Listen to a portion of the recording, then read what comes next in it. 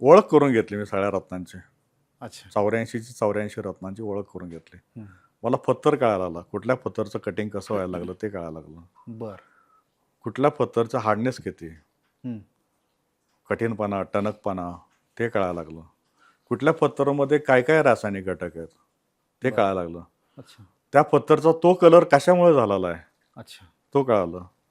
तर मी पहिल्यांदा पाहिलं पुष्कराजचा कलर सर आयर्नमुळे. ओके. आयर्न काय करतं आपलं ब्लडमध्ये हं.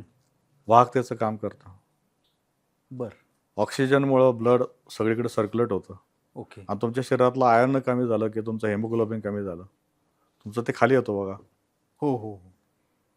आणि पुष्कराज घातलेल्यांच्या लोकांचे तोंड टवटवीत एकदम दिसायचे मला, एकदम गुरगुरीत गाल वगैरे, व्यापारी लोक वगैरे येते.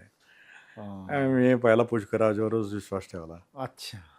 मग त्याचं जे सुरू केलं सगळे प्रॉपर्टीज पाहायला सुरुवात केल्या. बरं. नंतर मला कळालं की हे जे मिनरल्स आणि मेटल्स आहेत ना हां. ते काम करतात सर.